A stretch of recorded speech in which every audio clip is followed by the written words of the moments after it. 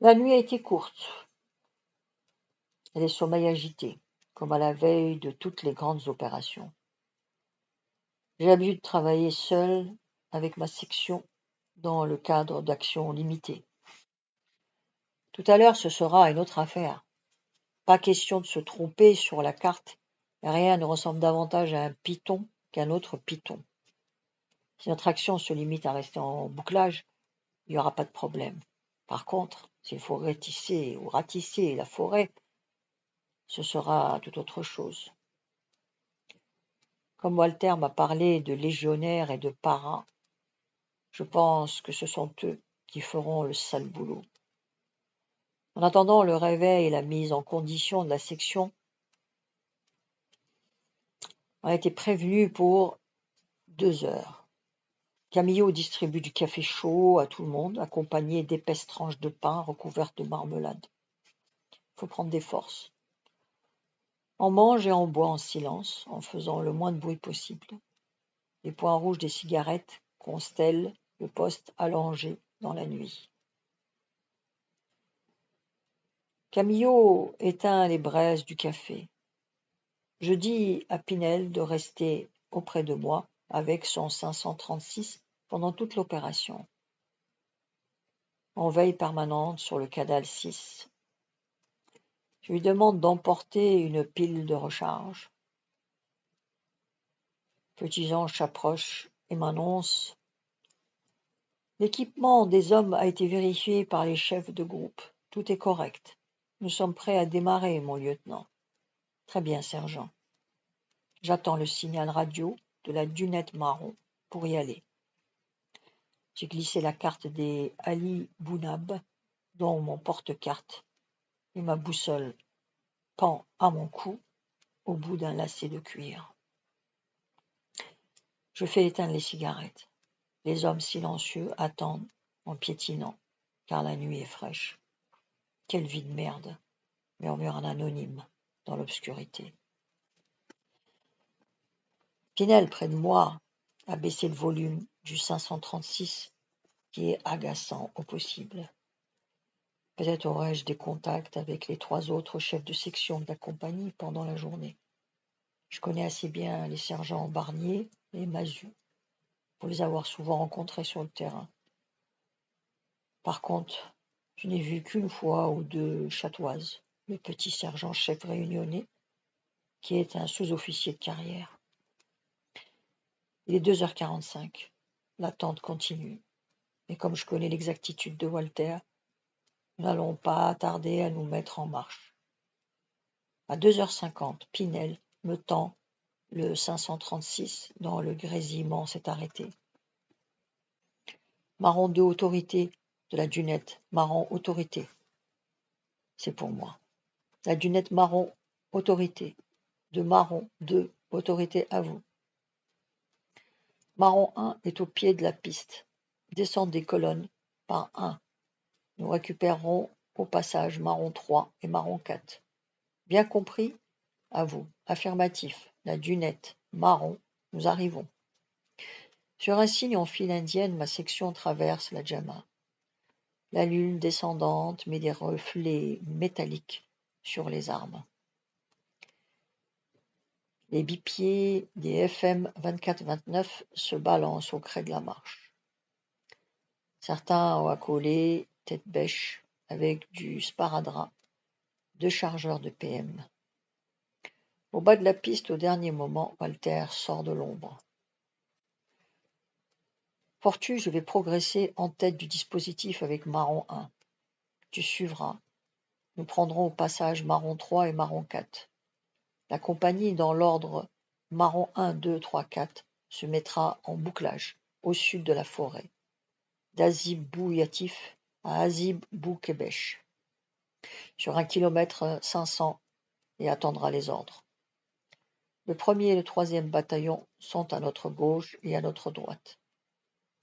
Sur la lisière nord, il y a un régiment de chasseurs, à l'est, les paras, et à l'ouest, la Légion. On y va. Silence radio jusqu'à nouvel ordre. Je n'ai rien à lui dire, et j'emboîte le pas. à vue du dernier homme du Marron 1. Nous progressons le long de la piste avec précaution.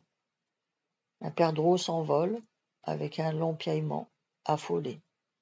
Ce n'est pas bon pour nous, car les felouses savent identifier les bruits inhabituels de la nuit. Il y a quelques mois, tous les chiens des douars ont été abattus, car ils donnaient l'alerte. La forêt est encore à au moins 5 kilomètres. Heureusement que Walter est en tête. C'est lui qui délimitera notre secteur de bouclage.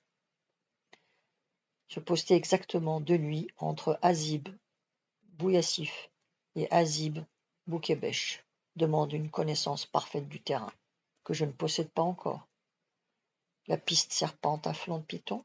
Dans un dernier rayon de lune, je distingue vaguement une énorme masse noirâtre,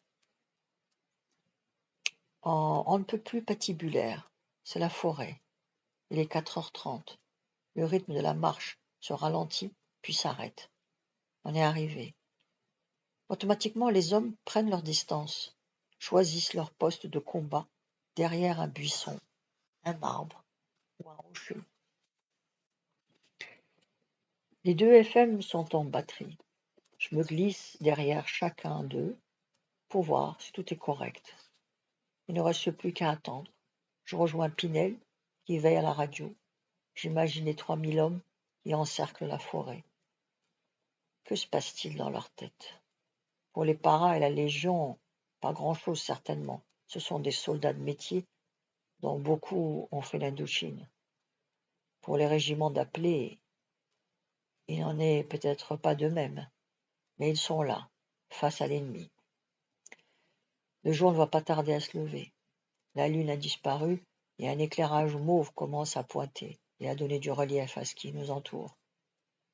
Je distingue mieux la masse compacte et rébarbative de la forêt qui épouse étroitement un relief tourmenté de pitons et d'oueds.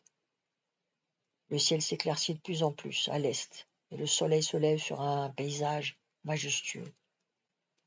Je devrais dire magnifique, mais sinistre dans le cadre de notre mission. À perte de vue, je repère à la jumelle ma compagnie étalée sur 1500 mètres et qui empêche ainsi tout franchissement en provenance du nord. Les felouses sont dans la nasse. S'ils sont là, ils n'ont pas filé pendant la nuit avant la mise en place totale du bouclage. Les dés sont jetés et j'attends la suite des opérations. Les rafales saccadées d'un FM retentissent, assourdis, vers l'ouest. C'est loin. Un groupe de rebelles a dû essayer de franchir le barrage, mais par manque de chance, il est tombé sur la Légion. Les tirs s'arrêtent rapidement. Je ne peux rien savoir à la radio car les unités travaillent sur 2 canaux différents.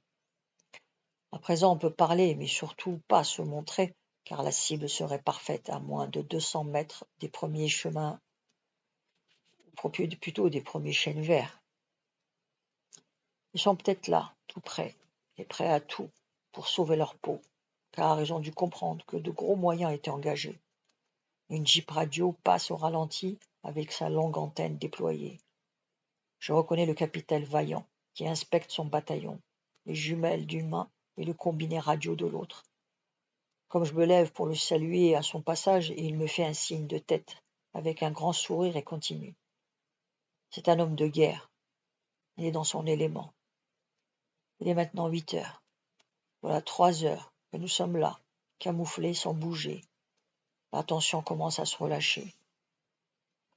Le bruit de fond du 536 s'arrête et la dunette marron me prévient que l'aviation va intervenir, que tout le monde doit mettre le foulard rouge à l'épaule droite et ne pas bouger. Je ne crois pas que nous ayons envie de le faire. L'ordre est donné à la voix et les épaules droites fleurissent d'écarlate. C'est peut-être bien pour l'aviation, mais nous offrons une meilleure cible aux fêles. Sorti de l'horizon, un piper d'observation survole la forêt à basse altitude, mais que peut-il voir dans ce fouillis inextricable? Les détonations éloignées éclatent. Le piper bat des ailes, reprend de l'altitude. Il s'est fait allumer, les salopards sont donc là. Il n'a pas dû être touché car il pique sur un point précis, d'où monte immédiatement une colonne de fumée rouge. Il a largué un pot fumigène pour baliser en gros l'ennemi. Gonflé le pilote tout de même. Il reprend de la hauteur et tourne en rond.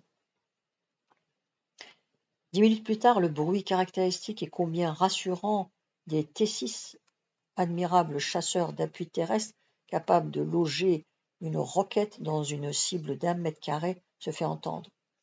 Ils sont 9 et font une première passe de roquette à environ 1 kilomètre de nous. Le spectacle est impressionnant.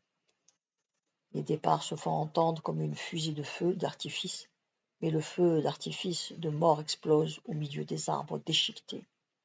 Des colonnes de fumée noire, blanche, quadrillent largement la forêt autour de la fumée de signalisation. Ils font de nombreuses passes.